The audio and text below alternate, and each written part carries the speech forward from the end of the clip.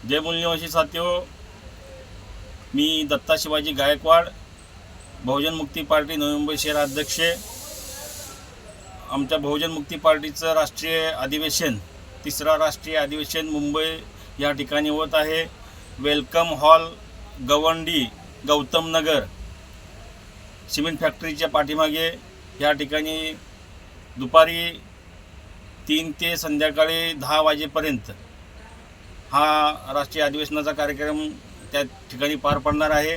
आणि या कार्यक्रमाची अध्यक्षता बामशेप तथा भारत मुक्ती मोर्चाचे राष्ट्रीय अध्यक्ष सन्माननीय वामनजी मेश्राम साहेब करणार आहेत। आणि ह्या कार्यक्रमासाठी तनमन धनाने सर्व मूलनिवासी बहुजनांनी साथ सहयोग द्यायला पाहिजे आणि त्या ठिकाणी उपस्थिती लाभली पाहिजे। कारण ह्या देशामध्ये बऱ्याचशा समस्या निर्माण झालेल्या आहेत किंवा निर्माण केलेल्या आहेत जाणून बुजून। त्या समस्याचं समाधान या ठिकाणी होत नाही, कारण का समस्या पैदा करणारे लोक समस्याचं समाधान करत नसतात।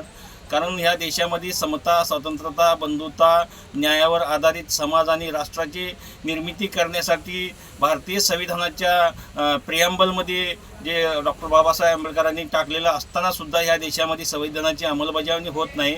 आणि ह्या संविधानाच्या अंमलबजावणीसाठी बहुजन मुक्ती पार्टी संपूर्ण देशभरामध्ये ह्या संविधानाची अंमलबजावणी करण्यासाठी आणि ह्या राजकीय ज्या अनेक पार्ट्या आहेत त्या अनेक राजकीय पार्ट्या जे आहेत त्या मुद्द्यावरती बोलत नाहीत, कारण का समस्या पैदा करतात आणि समस्याचं समाधान करत नाहीत। आणि म्हणूनसाठी समस्याचं समाधान करण्यासाठी SC ST OBC मायनॉरिटीच्या ज्या काही समस्या आहेत, शिक्षणाची समस्या असेल, आरोग्याची समस्या असेल, अनेक गोष्टींच्या समस्या आहेत, त्या समस्याचं समाधान करण्यासाठी आम्हाला ह्या देशामध्ये राष्ट्रव्यापी जनआंदोलन निर्माण करावं लागेल।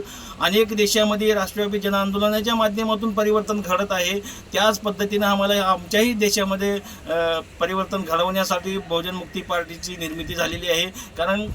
कारण का EVMच्या माध्यमातून ह्या देशामध्ये लोकांना गुमराह केलं जाते आणि लोकांना गुमराह करून आमच्यावरती राज्य केलं जाते। अल्पसंख्य लोकांची बहुसंख्य लोकांवरती केवळ आणि केवळ EVMच्या माध्यमातून अतिक्रमण होत आहे। आणि हे अतिक्रमण थांबवण्यासाठी बॅलेट पेपरची आम्ही गेल्या 2014 पूर्वीपासून आम्ही बॅलेट पेपरची मागणी करत आहोत। कारण का ह्या देशामध्ये अनेक निवडणुका, राष्ट्रपतींची निवडणूक असेल, अनेक निवडणुका असतील, ते राष्ट्रपतीची निवडणूक बॅलेट पेपरवरती होती, परंतु ज्या विधानसभा लोकसभेच्या निवडणुका ज्या आहेत ते बॅलेट पेपरवरती न होता EVMच्या माध्यमातून होत आहेत।